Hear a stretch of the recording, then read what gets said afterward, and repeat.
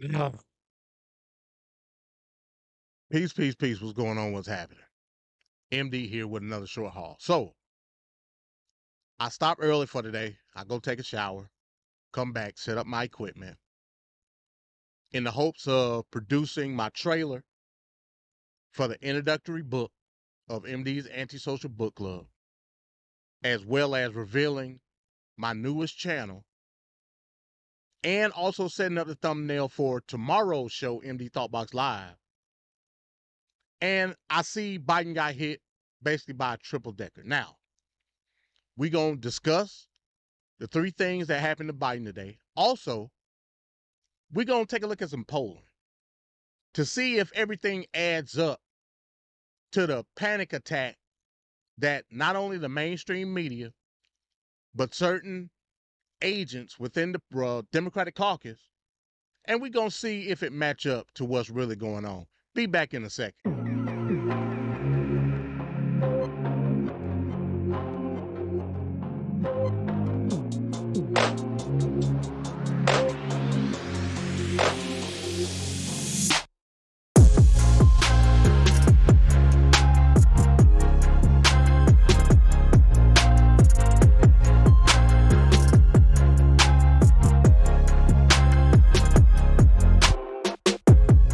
Now, we're going to take a look at this article from Politico. This is the first thing. It says this: close Pelosi ally Schiff calls on Biden to drop re-election bid. Representative Adam Schiff of California, a Democrat, is calling on President Joe Biden to pass the torch, quote unquote, and step aside from the 2024 presidential race, a move that could jumpstart more calls from other elected Democrats for Biden to step aside. Now, Adam Schiff is a top-tier Democratic official within the caucus.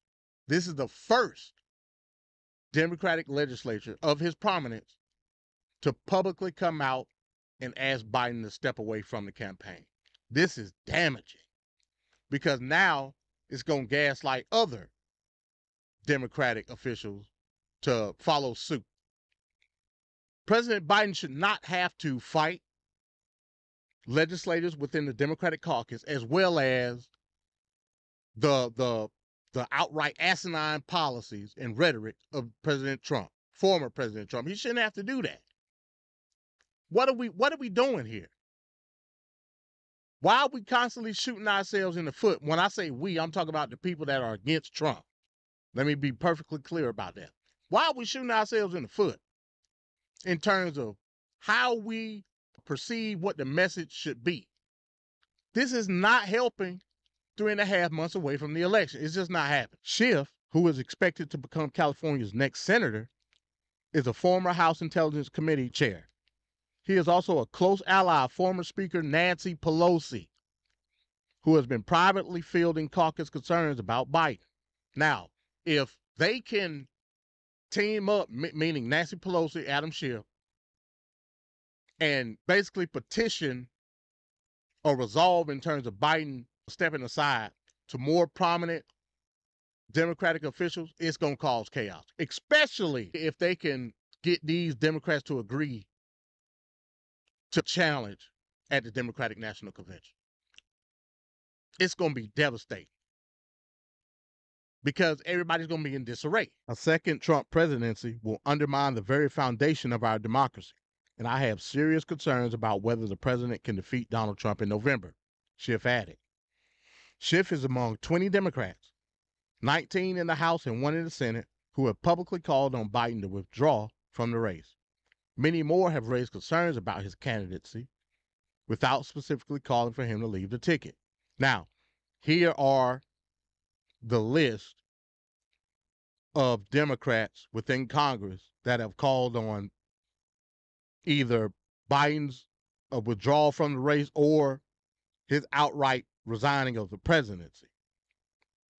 This is the list right here. Like I said, a whole bunch of nobodies.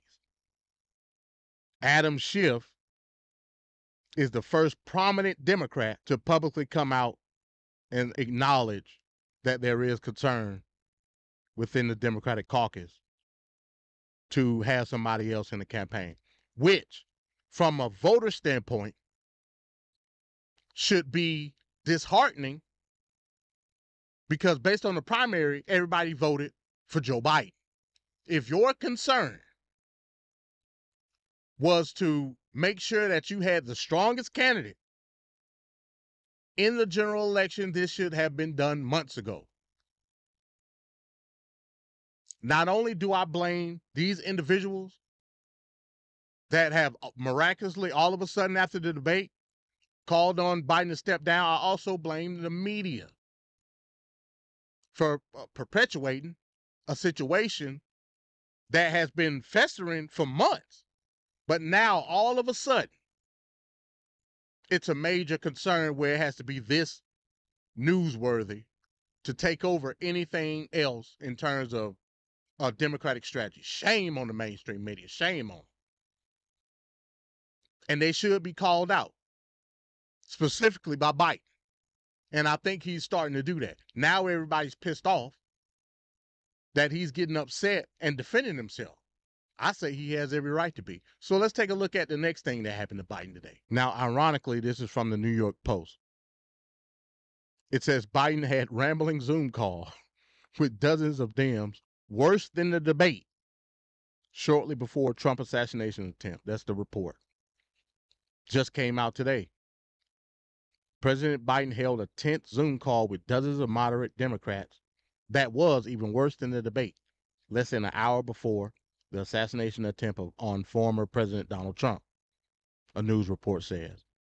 The 81-year-old president repeatedly lost his train of thought on the call and was dismissive of the Democrats' concern about the 2024 re-election campaign. Following his train wreck debate performance last month, Puck reported Wednesday, citing multiple sources. The call was even worse than the debate. He was rambling. He'd start an answer, then lose his train of thought, then would just say whatever. He really couldn't complete an answer. I lost a ton of respect for him, one person on the call said. Now, let me address that. If anybody watched the Lester Holt interview, if anybody watched the NAACP convention speech, he did that very same thing what this person in this report is saying. Lester Holt would say something, he would answer it. He would go on the sidebar and he would say whatever and continue on with the specifics of whatever that topic or that questioning was. He did it also in the NAACP convention speech. So do I think that's something that needs to be addressed? Yes, of course. But that goes back to what I said. This is not something that just automatically all of a sudden came to a head after the debate. It's not. Anybody who thinks that is an idiot. Democrats had in the back of their mind a suspicion that it was an issue with Biden in terms of his cognitive ability. Why didn't the DNC address it and pull for more strong candidates in the Democratic primary? That should be the main focus.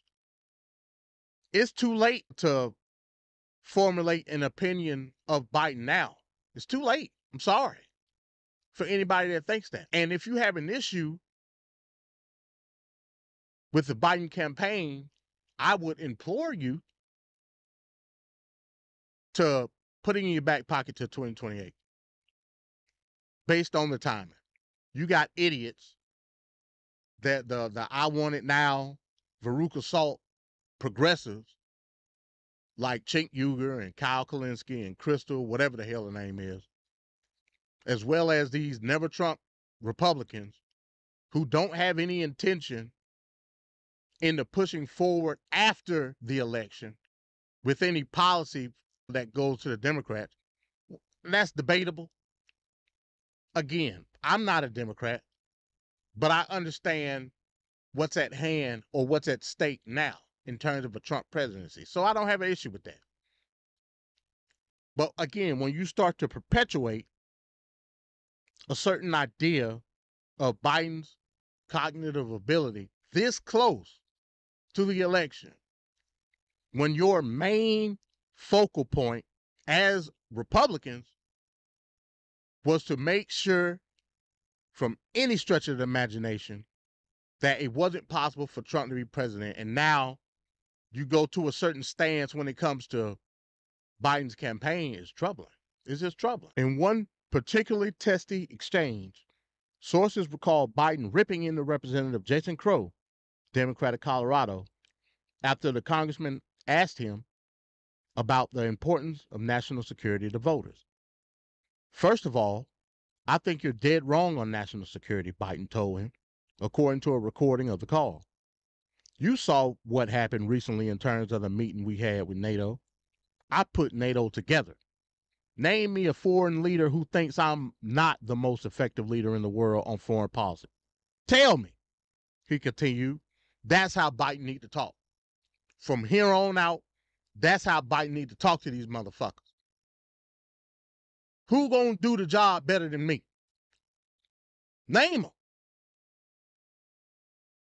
If you can't do that, shut the fuck up. That's how Biden need to talk to him. I don't give a damn. Listen, we like to glamorize the speech of Trump, and even though a lot of it is demeaning, a lot of it is downright asinine,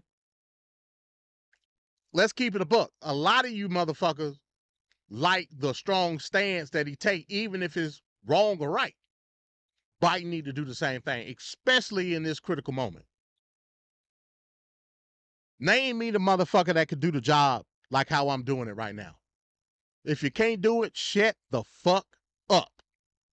That's how Biden need to talk. You think you could do the job better than me? Prove it. Prove it. So fuck these no-name damn Democrats, man. They are a hindrance to the campaign. They're obstructionists to the goal at hand. That's just a whole fact. A fact. Either get your ass on the train or get ran over. Point blank, period. And that's for everybody. That's the whole coalition of people that understand that Trump is a direct threat to the very structure of how America works. That's just a fact. So cut the bullshit out. Biden ended the Zoom just after 5 p.m. after telling his fellow Democrats he had to go to church. Those on the call said. So the man had to go to church. He ain't got time to play with y'all. He ain't got time. And then last but not least, an article from Axios. Biden tests positive for COVID while campaigning in Las Vegas. President Biden has tested positive for COVID while campaigning in Nevada and is experiencing mild symptoms, according to the White House. So you go to the convention. I think you had a great outing there. You have another speech set up in Vegas. You got to deal with these dumbasses in Congress breathing down your neck about some shit that they don't know about, going off of optics. You got to cuss them out. You get the coughing. You get the doctor to check you out. Come to find out you got COVID. It's disheartening, man. It's like every time we turn around, something going on with Biden. Something going on with Biden. And that's crazy. When we're trying to deal with what's going on in the RNC, whammies are hitting the Democratic campaign at all angles. It's disheartening. He was scheduled to give a keynote address at the National Conference of Unidos US, a large civil rights organization focused on Latinos, on Wednesday. But 90 minutes after his scheduled appearance, Unidos US President Janet Magura went on stage to apologize for the delay and explain Biden's absence. He said, to tell my folks that we're not going to get rid of him that quickly. We're going to have a chance to hear from him in the future directly, Magura said. The president's doctor said he had a runny nose, cough, and malaise or discomfort, but that he felt okay during his first event of the day. After he did not feel better, he was tested for COVID-19. So now Biden is going to be in isolation, further hindering his campaign schedule. He can't win for losing right now, y'all. He can't win for losing. He got to face attacks from the MAGA maniacs. He got to face attacks from his own caucus. Now we got to face attacks from COVID-19. He catching hell at all angles. So we'll see what happens now. Now that the Republican National Convention is going full tilt with tonight's speech that I'm gonna probably cover tomorrow with J.D. Vance and Trump. So we going into the main event of the Republican convention while all this is going on with Biden. What's going to happen in the polls? Is his approval rating going to go down even further? Let's see about these polls that we keep hearing about. So we at 538.com. This is the most prominent accumulation of polls on the website. And this is where it's at. Everybody knows this. Anybody who does any type of political science know where to go. It's 538, right? And they got everything here. So you can't pinpoint to a certain poll and try to make your point, which is stupid, by the way. But, you know, whatever floats your boat.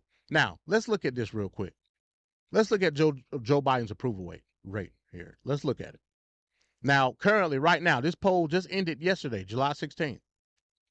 A YouGov poll, 1,400 basically registered voters, and let's say 5,600 adults. That A is adults. That's what that means. Meaning that's just adult people, whether they likely voters, registered, whatever. Let's look at the registered voters. This is a YouGov poll, a prominent poll, right?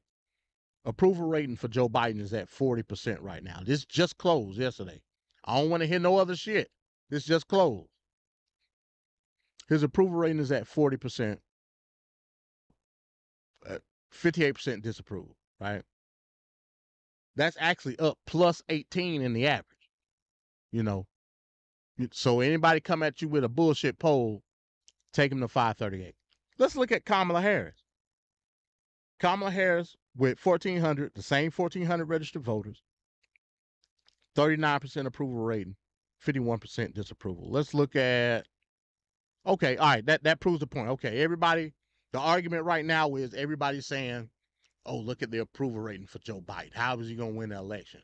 Not going. Let's see if they got it here. Well, they ain't going to give Trump approval rating because he ain't president. So, but let's go to the general election now. You just saw his approval rating basically 40%, which is bad. It is.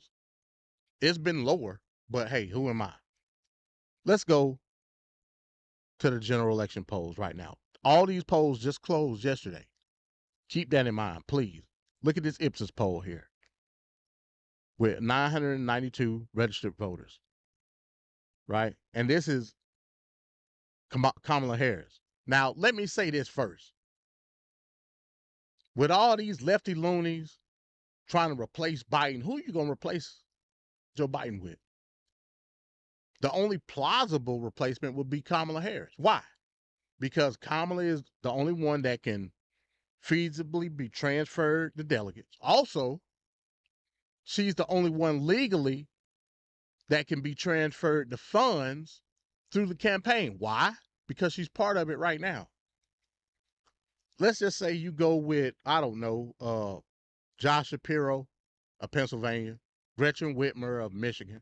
Let's say you go with one of them. What's going to happen to all that campaign money that's been accumulated? Down the fucking drain. Why? Because legally, through FEC, you can't transfer campaign funds from one candidate to another. You can't do that. You could do it with Kamala Harris because she's in the campaign right now. So the only plausible candidate that you can replace Biden with would be Kamala Harris. We just showed you her approval rating is lower than Biden's. Let's take a look at this. So this Ipsos poll that just closed yesterday, general election poll, Kamala Harris is 44%, Trump is 44%. Dead even. Dead even. That's an average, the Ipsos poll. Let's go to Biden's Ipsos poll. Right?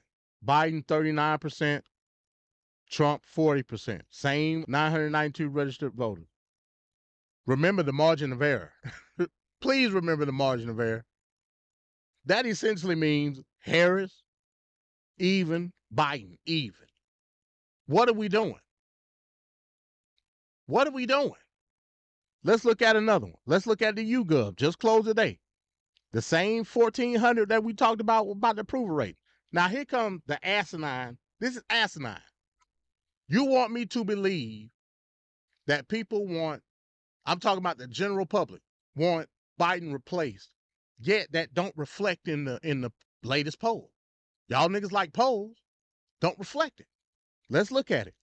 Harris, who would be the most likely to replace Biden, 39%, Trump 44%. The latest poll. Biden, 41%, Trump 43%. What are we talking about here, folks? What are we talking about? I just don't know. So with that being said, take a step back, take a deep breath, look at what you have before you, and analyze it respectfully, objectively, and intelligently. Because if you don't do that, you're just talking outside your ass at the end of the day. You wanna be right? 18-4K got slammed through pipe. Still got on these shades, even though it ain't nice, cause they little pink piss too hard. Let's go on a SRT with a Draco tank.